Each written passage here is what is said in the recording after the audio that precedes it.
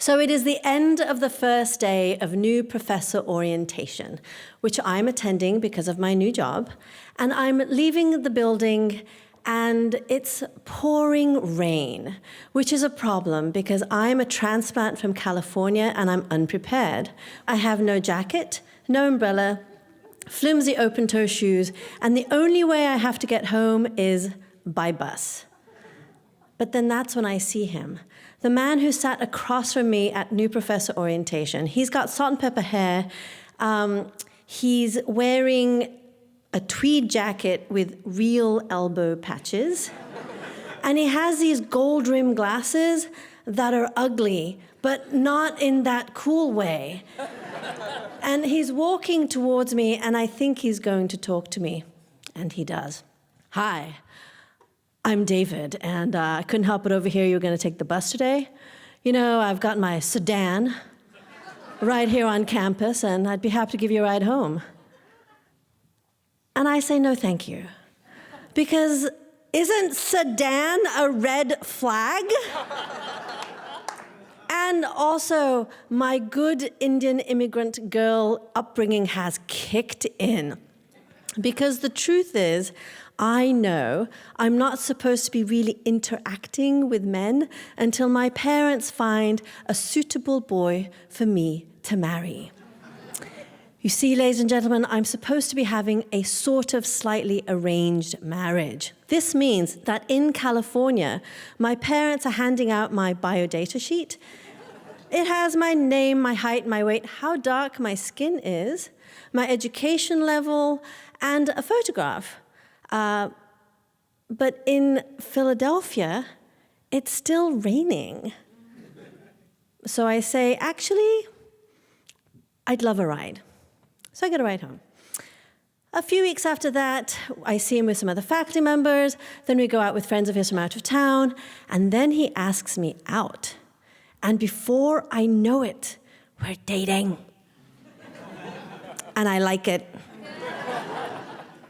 And I realize that I should probably tell my parents. I mean, he's amazing in ways that really surprise me. For example, you know, he's very self-aware and willing to call himself out. So 2 months into dating, he tells me that he's been lying to me. And it turns out that he knows that I have been a lifelong vegetarian, but he has kept from me the fact that he has been vegetarian for 14 years already. You see, he wanted me to like him for him and not the convenience of his diet. Now, it's a small lie, it's a withholding lie, but it is manipulative, and he owns it. And I realize that he has emotional maturity, and I like it. But I start to get nervous because I am going to have to tell my parents. And 2 years later, I do.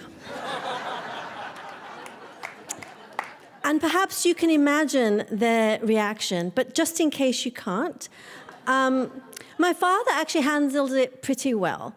There is just this one day, I'm back in California, I'm driving, we are on a mountain road at night, and he grabs the wheel. Oh my God, Daddy, what are you doing? Just leave me on the road to die.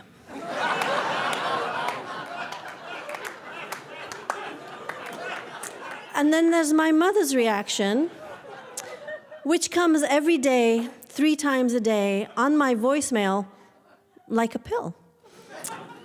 Hi, it's Nimisha, leave a message. Thanks, bye. Beep.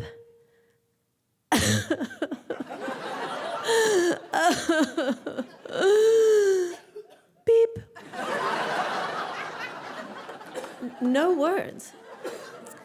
And so one day, David hears one of these messages, and he says, you know, Nimisha, your mother is choosing to react this way.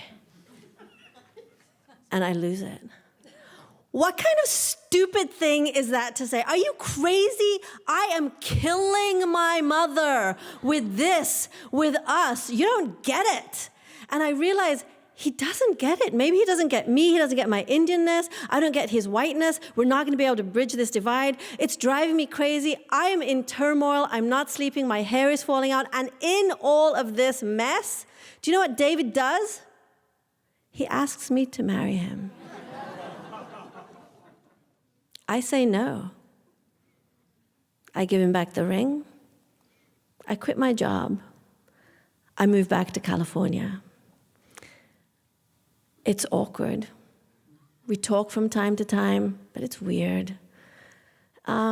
He calls me one day and he says he's going to be in California and would I like to go see a film? Whatever, I say yes. So we get to the movie theater and it's packed, it's just really crowded. So David says, why don't you wait at this bench while I go to get tickets? And David walks away, but I don't sit at the bench. I get up and I walk away.